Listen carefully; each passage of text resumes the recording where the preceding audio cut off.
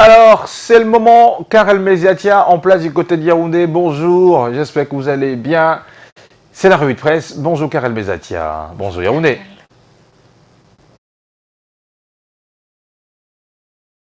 Thierry Carole, bonjour Patricia, madame, messieurs, bonjour. Plaisir renouvelé de vous retrouver ce vendredi matin pour la dernière sortie de la semaine, la lecture transversale des journaux en direct des studios de la cité capitale. Une fois n'est pas coutume, sport. Pour commencer, on en parle avec le quotidien Le Jour. Le journal d'Aman Mana nous amène du côté du stade au Lembe où se jouera le match test de la Coupe d'Afrique des Nations. L'infrastructure sportive va bien accueillir la rencontre le 2 septembre prochain. Le ministre des Sports et de l'Éducation physique l'a martelé hier jeudi au terme d'une nouvelle descente sur le chantier. Le journal d'Aman Mana évoque également l'évolution que note le président du COCAN des 2 dernières semaines sur le site. L'heure est actuellement à la préparation de la CAF dans les prochains jours. Stade d'Olembe, c'est jouable. C'est une information à retrouver en page 9 du quotidien à mutation d'Aman Mana, parution de ce jeudi matin, le journal du jour, qui s'intéresse également au pied de une aux attaques de la secte terroriste Boko Haram dans le septentrion. Une réunion de crise vient de se tenir du côté de Maroua, réunion donc qui a été présidée par le ministre délégué à la présidence chargé de la défense. Autour de Joseph Betty Assomo, nous dit le journal, toutes les parties impliquées dans la stratégie mise en place pour préserver l'intégrité territoriale dans cette partie du pays. Le quotidien bleu en parle en plus détail en page 5 dans les colonnes de sa parution de ce vendredi matin. La lutte contre Boko Haram est également classée dans les informations prioritaires du quotidien Réalité Plus. L'armée camerounaise va changer de tactique, nous dit le journal, qui marque également un temps d'arrêt sur le huis clos donc ce jeudi 29 juillet, jeudi 29 juillet 2021 du côté de Maroua. Occasion pour le MINDEF de répercuter les hautes instructions du chef de l'État aux soldats au front dans l'extrême nord. Il faut aller très vite, avec beaucoup plus d'efficacité et d'instantanéité dans les réactions pour dompter les terroristes de Boko Haram, précise le journal de Paul Ngwari Kenji. Les détails en page 2 et 3. The Guardian Post aussi met l'accent ce matin sur la détermination de l'État du Cameroun d'en finir avec Boko Haram après les récentes attaques de ces terroristes qui ont coûté la vie à une dizaine de soldats au front et blessé plusieurs. Nos forces de défense et de sécurité promettent une revanche sans aucune pitié à Boko Haram. Nos confrères du journal d'expression anglaise de Christian Gall affirment ce matin. La réunion de sécurité qu'a donc présidé le MINDEF a permis à la grande muette d'affûter ses armes. The Guardian Post en parle en plus détail en page 5 dans sa parution de ce vendredi matin. Le quotidien aussi met les plans phares sur la revue des troupes et du dispositif sécuritaire de la 4e région militaire interarmée afin de contrecarrer donc la stratégie mouvante de la nébuleuse Boko Haram. Une mission conduite de main de maître par le MINDEF sur hautes instructions du chef de l'État, chef des armées, s'est déroulée du 28 au 29 dans la 4e région militaire interarmée. Visite précise le journal qui intervient au lendemain, on l'a d'ailleurs évoqué tout à l'heure, des attaques du samedi 26 juillet, respectivement dans les localités de Sakmé et Zigoué qui ont causé la mort des soldats au front.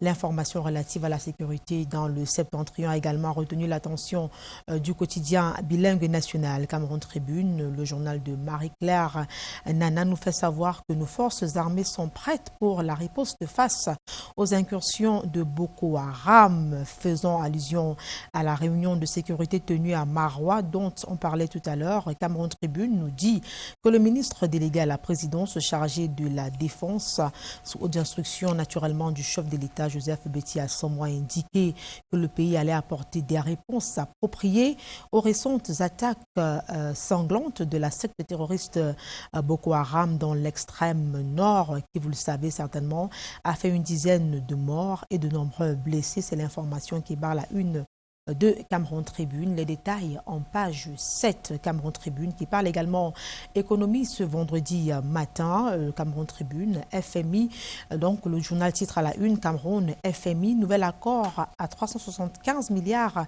C'est donc le titre qui barre la une de Cameroun Tribune. Selon nos confrères, le conseil d'administration du Fonds monétaire international a approuvé hier un accord triennal soutenu par la facilité élargie de crédit. Un premier décaissement de 96 milliards de francs a immédiatement été autorisé, précise donc le journal de la rue de l'aéroport. Les détails sur cette actualité économique-là retrouvés en page 14 de Cameroun Tribune dans sa parution de ce vendredi matin. Le second programme économique et financier conclu avec le FMI à 375 millions de francs CFA fait aussi l'objet de la grande une du quotidien Econews. Le journal d'Arsène Fontang aussi confirme l'approbation hier jeudi d'un accord triennal avec le Cameroun. Le journal précise que le Conseil a également donné son quitus au profit du Cameroun d'une première tranche de 45% de notre quote-part, soit 96 milliards de francs CFA. Econews a d'ailleurs publié le communiqué du ministre des Finances, Louis-Paul Moutazé, y relatif. En tout cas, toutes les informations avec d'amples détails à retrouver en pages 5, 6 et 7 d'Econews de ce vendredi. La relance de l'économie constitue également le plat de résistance du journal L'économie, le nouveau programme économique et financier conclu entre le Cameroun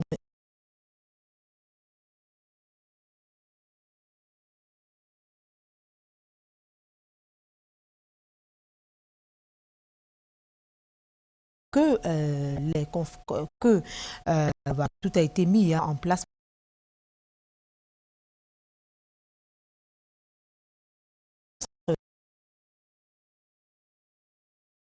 détaillé.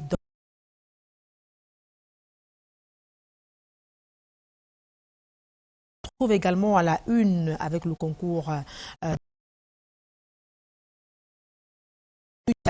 Covid-Aid, 72 heures chez Moutazé, titre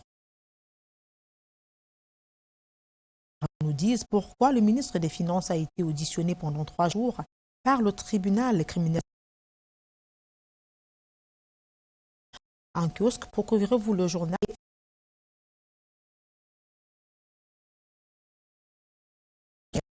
relatif à la Covid-Gate nous conduit vers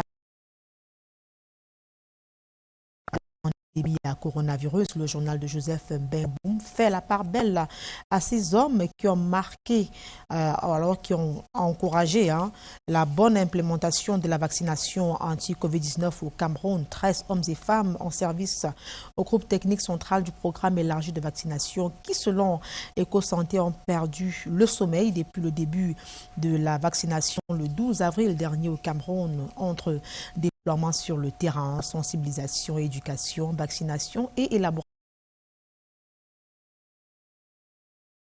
publiques sont, du point de vue du journal, des chevilles ouvrières qui font avancer la couverture vaccinale contre le coronavirus dans le pays. Parmi eux, le secrétaire permanent du programme élargi de vaccination, le docteur Shalom Tchokfeu Ndonla, estime que la vaccination sauve des vies et surtout les vaccins contre la Covid-19. EcoSanté nous amène donc ce vendredi matin à la rencontre de ces soldats à blouse blanche qui œuvrent au quotidien pour amener les adhérer à la vaccination qui, selon les autorités sanitaires, demeure la mesure la plus sûre pour se prémunir de la pandémie à coronavirus. Rendons-nous à présent sur la route Bamenda-Manfé avec le quotidien Émergence. Main information to read in this newspaper, in this private bilingual newspaper. Passengers stranded as separatist fighters maintain ban on circulations of vehicles. Le journal de Magnus Biaga évoque donc cette peur des passagers à bord des véhicules, leur crainte quant aux attaques des sécessionnistes et même il craignent également de perdre leur vie si et seulement si, au moment où ils sont à bord des véhicules, une attaque donc se produit. Le quotidien Émergence en parle de manière beaucoup plus détaillée ce vendredi matin dans sa parution du jour. La lecture transversale des journaux en direct des studios de la Cité Capitale se poursuit avec Regard du monde au menu alimentation en eau potable dans le Foundi, l'hebdomadaire d'information générale et d'enquête d'Hervé Narcisse Yemdi revient sur la descente du ministre de l'Eau et de l'Énergie du côté de Batienga qui abrite le projet d'où viendra le précieux liquide qui pourrait enfin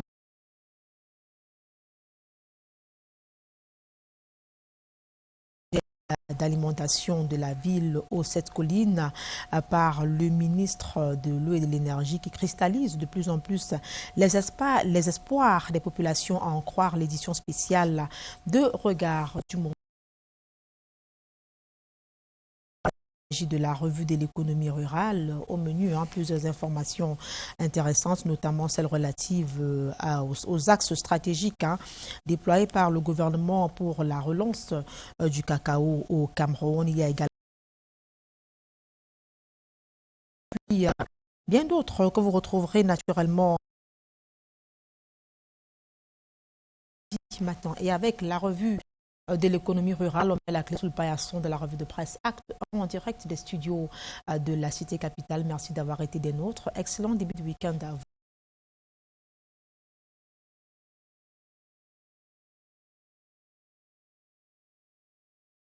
Bienvenue donc à Douala. Karel, je vous souhaite passer un agréable week-end à Yaoundé. La suite ici, dans la métropole économique du Cameroun, à Douala, avec Info Matin qui nous reparle de cette réunion qui s'est tenue au ministère du Commerce à Yaoundé. Réunion au sorti de laquelle les prix du ciment ont été réajustés, arrêtés de commun accord. Le prix du ciment sur le marché camerounais.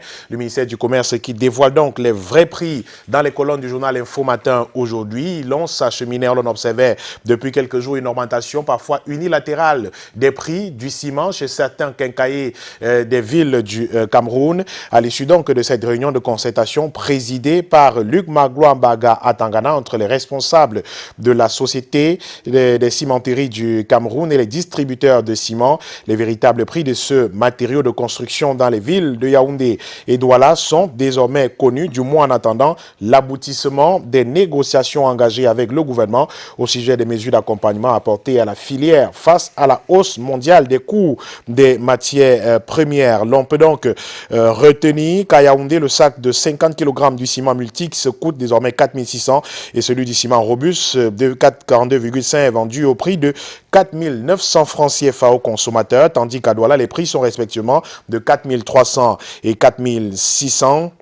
Il convient de noter que depuis quelques semaines, le prix du ciment, toute marque confondue, est passé à 4 600, 4 800, voire 5 000 dans les quincailleries de la place. Cette situation faisait suite à une révision à la hausse du prix de cession de ce produit aux détaillants. Note donc le quotidien Info Matin qui est en kiosque ce jour et qui nous parle encore d'une affaire foncière, qui secoue la ville de Ngaoundéré et qui met aux prises un député, Abba Alim, transparent à l'hémicycle. Selon le journal, le 5e vice-président de l'Assemblée nationale s'illustre plutôt négativement dans l'expropriation foncière dans le département de la Vina, région de la Lamawa, faisant peser une grave menace sur la paix sociale. Selon le quotidien Info Matin, cet élu vient d'être pris une fois encore en flagrant délit de détournement foncier ayant depuis longtemps des vues sur une parcelle dans cette localité. L'homme a tenté de s'en accaparer par des entourloupes mafieuses dont il a le secret, n'étant pas, il déclare justement à qui veut l'entendre avoir acheté la parcelle de terre en question au maire de Ngaoundéré Premier. Or, aucun document crédible n'étaye ces élucubrations. Et en Ngaoundéré, donc, l'homme, le militant de l'UNDP est passé maître dans l'art d'arracher les terres des humbles citoyens, selon quelques citoyens d'ailleurs qui s'expriment dans les colonnes du journal Info Matin aujourd'hui. Et en croire justement ces populations, cet élu est si plongé dans la prédation foncière qui délaisse ses activités parlementaires. Les détails de cette affaire à retrouver en page 2 du quotidien Info Matin qui a sa une principale nous reparle de cette affaire de 10 milliards de francs CFA, 10 milliards de francs CFA qui secoue deux départements ministériels, le ministère des Finances et le ministère de la Santé publique. Qui a bu, qui a mangé, mais où sont passés les 10 milliards de francs CFA? C'est donc un conflit ouvert qui secoue actuellement et ces deux départements ministériels et qui a trait à la publication le 22 juillet dernier, on se souvient, sur le site du premier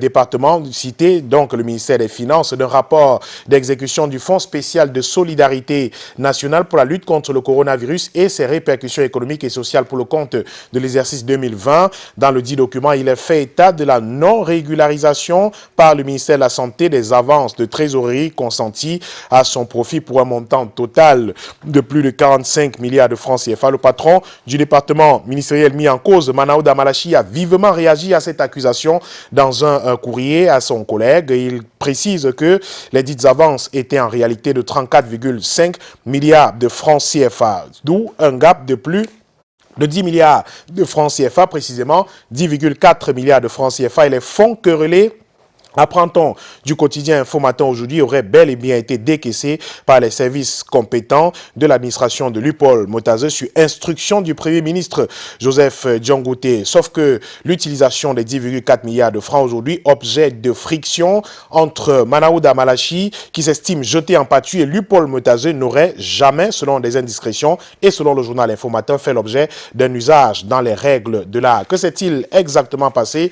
Info Matin a mené son enquête. C'est donc à lire en page 3 de ce journal en kiosque aujourd'hui. Et le billet hebdomadaire Euro Plus en parle également ce jour. Autour de cette affaire, le journal voit déjà une sorte de guerre de tranchées entre deux ministres de l'administration de Joseph Diongouté, l'UPOL Motazé, irrité visiblement que son collègue de la santé, lui demande d'apporter des rectifications à son rapport d'exercice budgétaire sur le coronavirus. Ne tardera pas à réagir selon le journal Europe Plus, en ce moment où pointe le risque de résurgence d'une troisième vague de contamination au coronavirus à l'instar de nombreux pays autour du Cameroun. Le bon sens devrait commander la cohésion gouvernementale afin d'éviter les déperditions d'énergie et batailles inutiles, recommande Michel Michaud-Moussala, mais la hache de guerre semble déterrer du côté du MINFI où, selon des indiscrétions, une réunion de crise à laquelle aurait pris part certains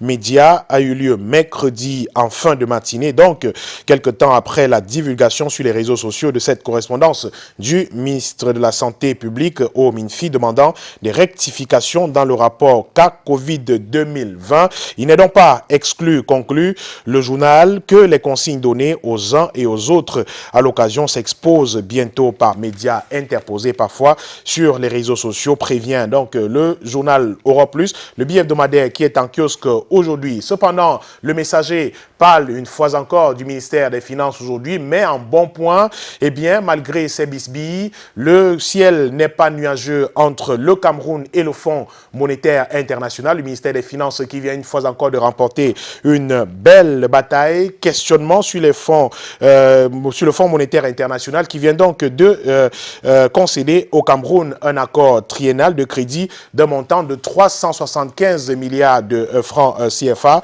Le journal livre les détails autour donc de cette affaire en kiosque aujourd'hui. La date du 29 juillet 2021 restera historique pour le Cameroun, le pays qui vient de négocier et de conclure avec succès un nouveau programme économique et financier appuyé par le FMI couvrant la période 2021-2024. Dans une annonce publiée hier, le ministre des Finances souligne que la mise en œuvre de ce nouveau programme va permettre d'amorcer la riposte économique à partir de cette année 2021, d'atteindre une croissance forte, soutenue et inclusive adossée à des financements adéquats et une politique budgétaire compatible avec la lutte contre l'expansion de la pandémie à coronavirus dans notre pays, écrit le journal. Il importe donc de souligner, écrit Soulé Ono-Yolo, que les efforts du Cameroun dans la gestion du Covid-19 produisent un effet positif de satisfaction auprès des bailleurs de fonds.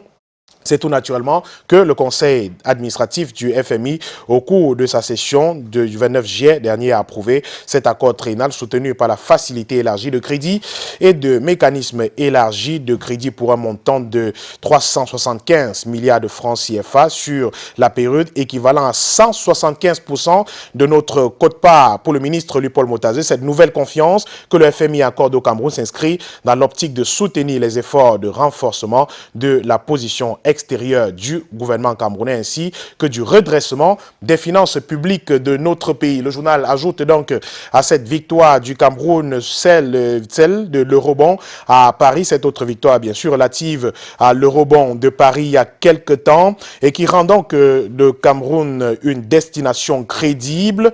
Avec cette négociation offensive du ministre des Finances, le Cameroun enregistre une nouvelle victoire quelques jours donc après ce succès remporté par le ministre des Finances qui a décroché le 30 juin 2021 un eurobond de 450 milliards de francs CFA à Paris. Les détails à lire sous la plume de Soulé Ono Yolo dans les colonnes du journal Le Messager de ce vendredi qui parle aussi de la vie chère qui tenaille les citoyens camerounais, la plateforme camerounaise du commerce équitable qui accuse qu'il s'agisse des métaux industriels ou des denrées alimentaires. Les coûts des matières premières sont en forte hausse. Depuis le début de l'année au Cameroun, la plateforme camerounaise du commerce équitable attribue l'envol des prix des ressources de base à la forte demande due à la reprise économique qui se précise. Si des mesures adéquates ne sont pas prises, ce phénomène de hausse des prix devrait durer plusieurs mois selon ces experts qui sont à lire dans les colonnes du quotidien Le Messager de ce jour qui nous donne également des nouvelles de la Cameroun Olympic Team aux Jeux Olympiques de Tokyo. La peau de chagrin de la Team Cameroun possède 32e jeu de l'histoire moderne. Le pays de Joseph Bessala n'a encore glané aucun métal précieux. Une contre-performance prévisible puisque des voix s'élevaient avant la compétition, s'élevaient donc avant cette compétition pour décrier l'impréparation des ambassadeurs du vert, rouge, jaune. Les détails dans le quotidien Le Messager de ce jour. La nouvelle expression est également paru. Le journal nous rapporte la prophétie des évêques du Cameroun au sujet de la montée du tribalisme et des discours haineux dans notre pays. Eh bien, les évêques du Cameroun avaient prévenu dans une lettre pastorale datée du 6 novembre 1996 à Yaoundé, soit 25 ans après. Les évêques du Cameroun condamnaient fermement le tribalisme et les discours de haine qui font des ravages dans la société camerounaise. Ils faisaient remarquer que ce mal trouve ses racines, surtout dans les intérêts politique de quelques ambitieux qui ne s'expriment pas au nom de l'État du Cameroun. Le journal parle de menaces à la paix et animosité ethnique, le danger de tenir deux langages. Il faut inculquer donc les vertus et les valeurs d'ouverture. Ce sont dans là quelques sorties de ces évêques qui s'exprimaient il y a 25 ans aujourd'hui. Le journal qui nous propose également la note de Ruben Oumniobé à André-Marie Mbida, Premier ministre du Cameroun. C'était en 1957 qui attirait déjà l'attention sur le danger du tribalisme et du régionalisme au Cameroun. Le Cameroun donc qui est menacé d'implosion, que ce soit sur la toile, dans les rues, sur les antennes de radio et télévision, dans les journaux papier ou cybernétiques, les ménages, les écoles, bars ou autres espaces publics. Les conversations portant sur la politique finissent de plus en plus par des disputes, des discours haineux, des coups et blessures. Une situation qui pousse à interpeller les médias sur leur rôle éducateur. Il faut également revoir la Constitution au sujet de cette question, écrit la nouvelle expression dans ce dossier de 4 pages consacré à cette affaire aujourd'hui. Le journal parle aussi des résultats du baccalauréat 2021 qui sont désormais disponibles.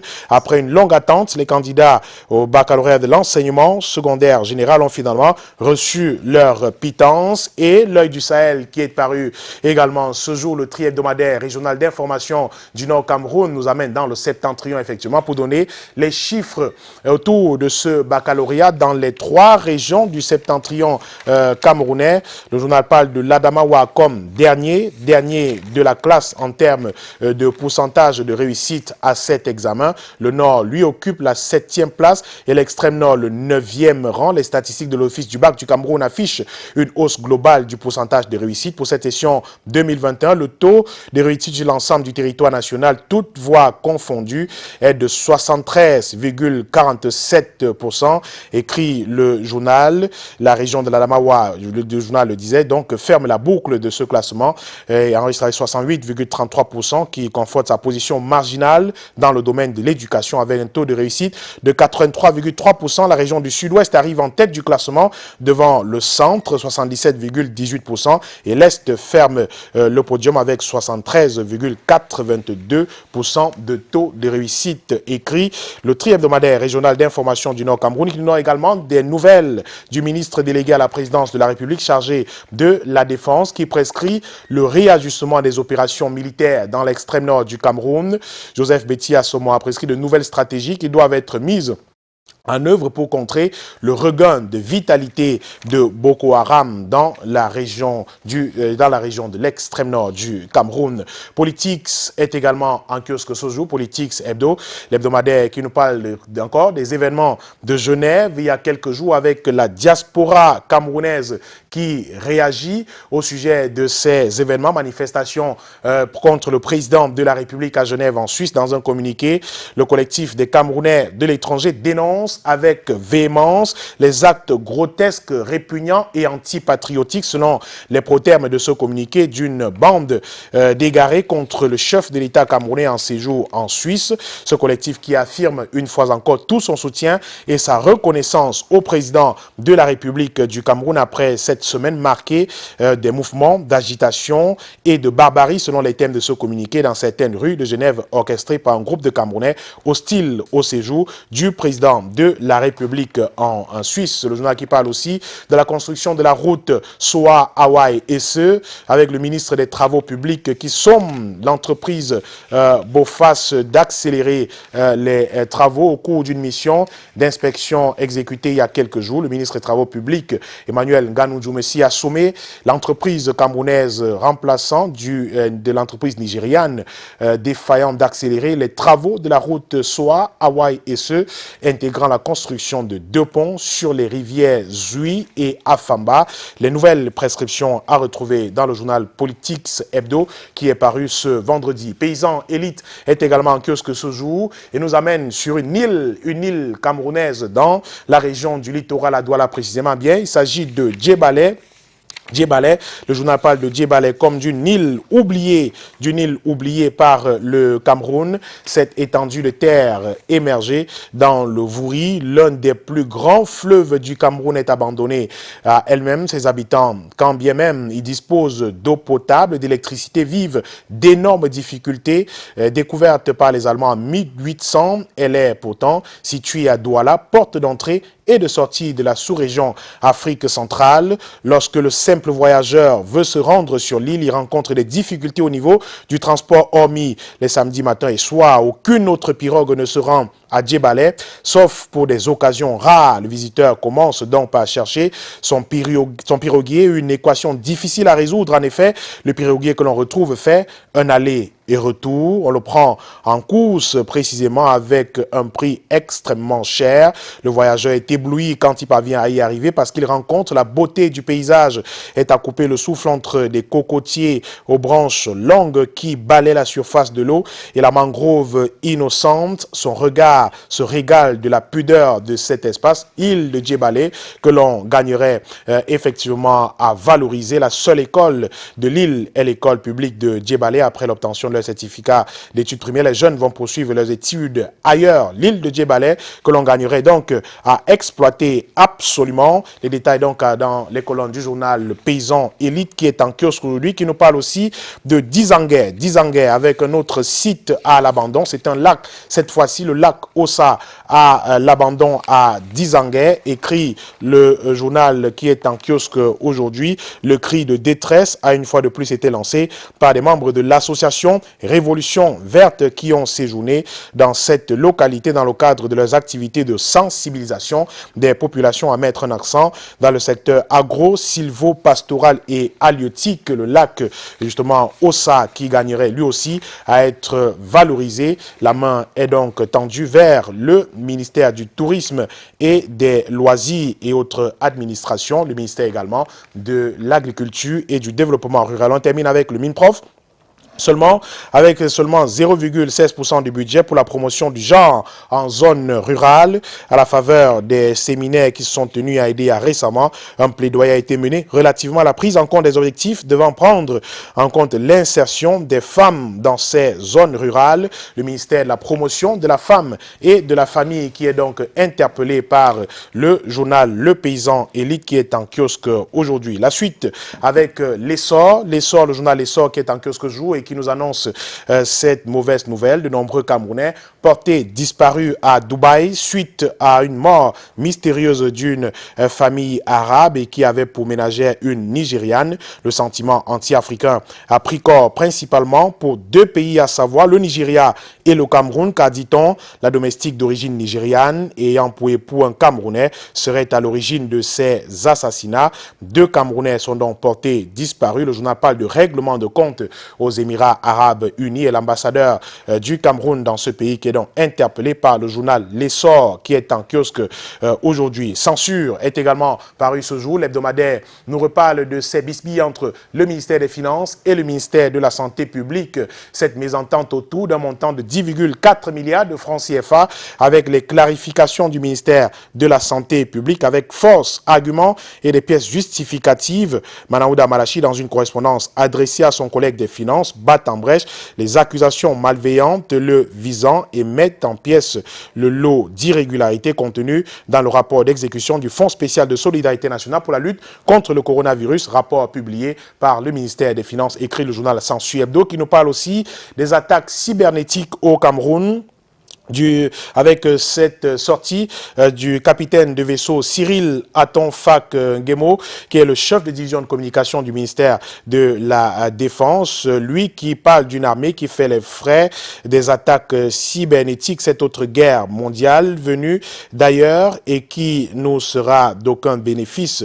Chaque goutte de notre sang versé contribue à l'érosion de notre potentiel de survie et en tant que peuple souverain, justement, la guerre sans visage qui nous est proposée se nourrit de notre énergie vitale. Prévient donc Cyril Serge Atonfak Ngemo, le chef de division communication au ministère de la Défense, qui parle de ces attaques cybernétiques au sujet du Cameroun, à l'encontre du Cameroun et à l'encontre des forces de défense du Cameroun. L'Albatros est également paru aujourd'hui et nous parle de la Société nationale de transport de l'électricité du Cameroun, la Sonatrel, et nous annonce bientôt une nouvelle bouffée d'oxygène.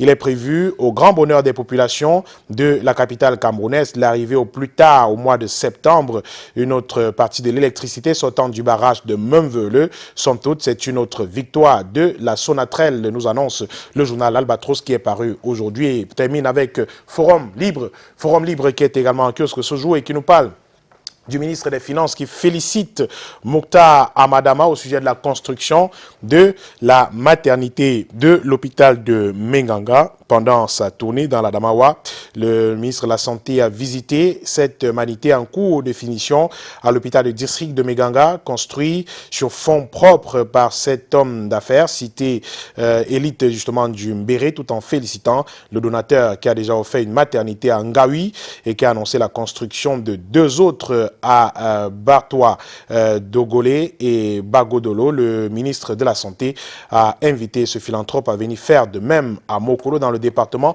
du Mayo-Tsanaga. Le journal nous donne d'avoir quelques images de cette maternité de l'hôpital de district de Menganga et nous parle aussi de Gaston Elundou Essomba qui annonce la fin du calvaire dû à l'alimentation en eau potable à Yaoundé et ses environs. La fin du calvaire annoncée pour décembre 2022 selon le ministre de l'eau et de l'énergie Gaston Elundou Essomba qui s'exprime dans les colonnes du journal Forum Libre paru ce vendredi.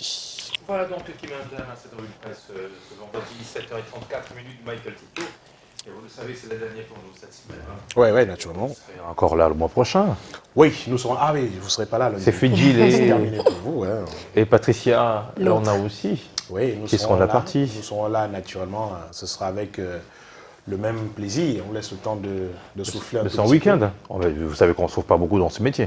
Oui, pas du tout, pas vraiment. Vous en savez quelque chose. Oui, pas vraiment.